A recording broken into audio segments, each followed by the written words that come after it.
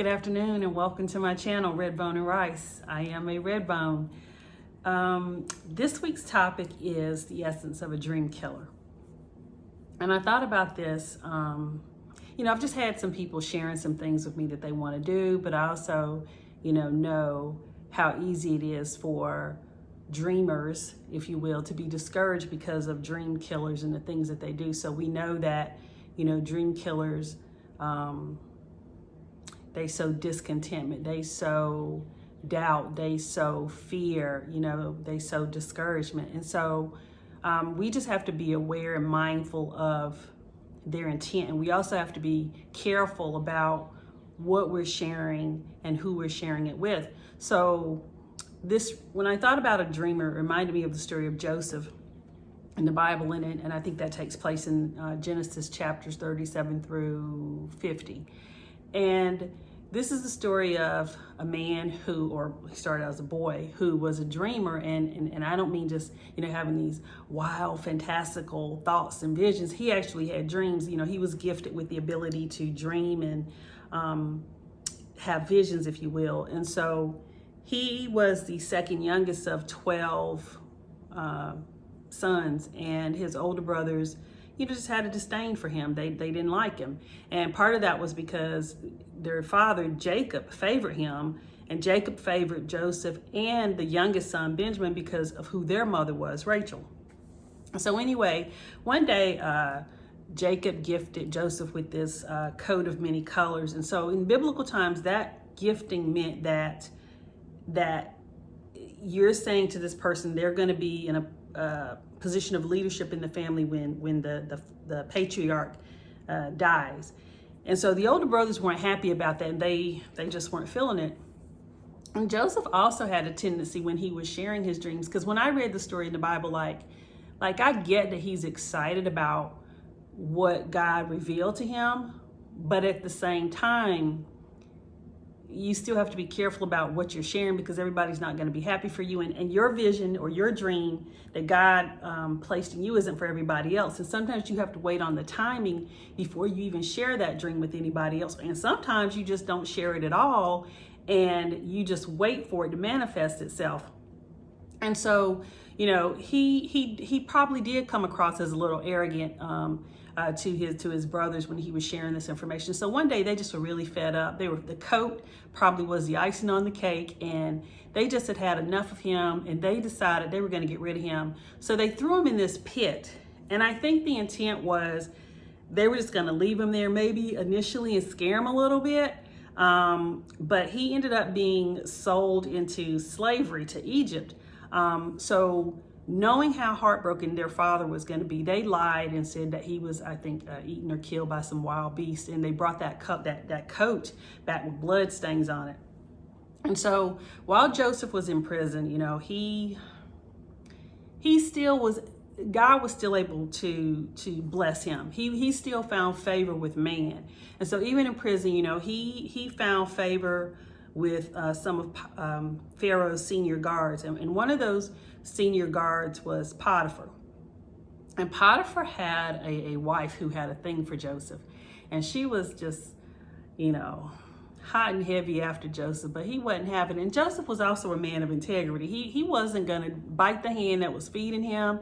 He was not going to do anything to get out of the favor of Potiphar, who was one of the highest ranking guards for Pharaoh. And so basically Joseph rejected her.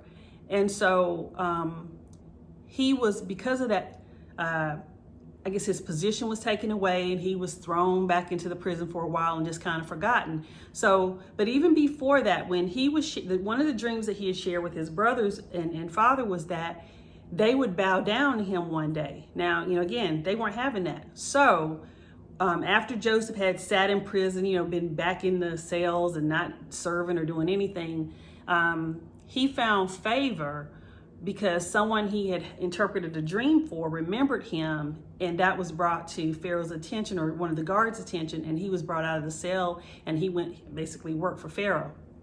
And so one day, many years and years have passed, and Joseph's family, there's a famine in the land, and Joseph's family is traveling. They've traveled all the way to Egypt to try to find food for their family. And Joseph ends up seeing them and recognizes them. And so basically, bottom line, they reconcile and they come back together. So sharing your dream sometimes can create situations that you don't necessarily intend for the dreams to create, but you got to think about the dream killer. Like,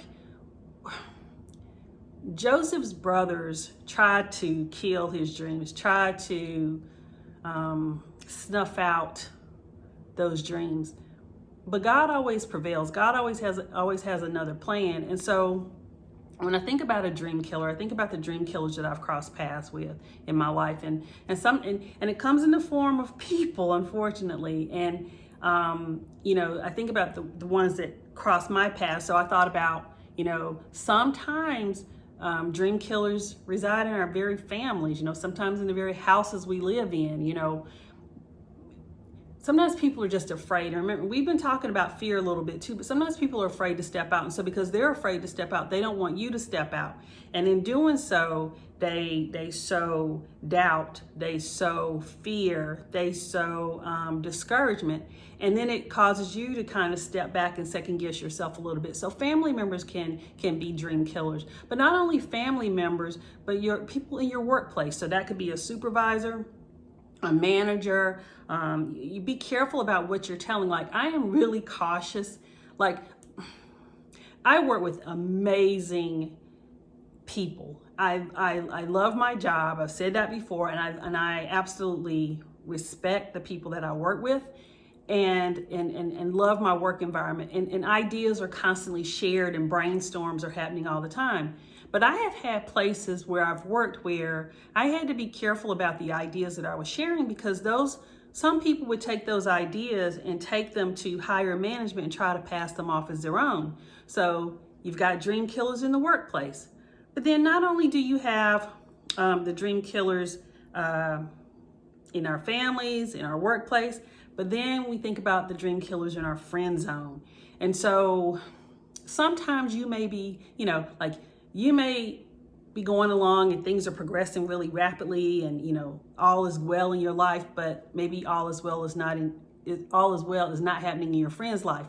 And so there's a little maybe jealousy or envy going on, and because of that, the enemy is working in them. They're not happy for you. They can't rejoice with you.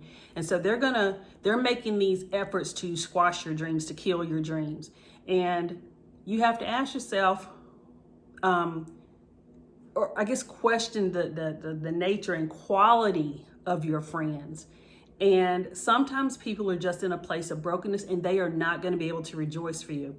And so those three categories of people, to me, are some of the biggest dream killers. And they're people, especially the family and the friends. These are people that are close to you. These are people that you do not expect to hinder progress in your life.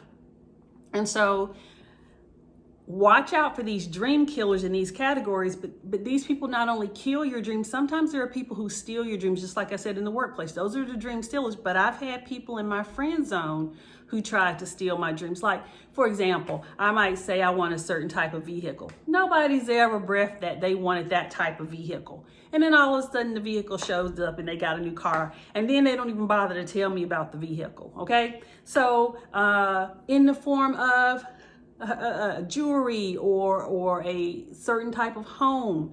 And so you're sharing these things, the vision that you have, and then they take your ideas and plant it in their own space and place.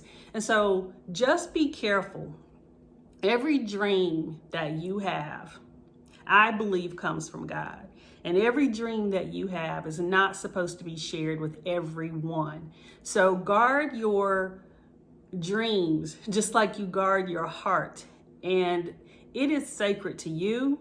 It is valuable to you. And be very select about the circle of people that you engage with and choose to share the dream.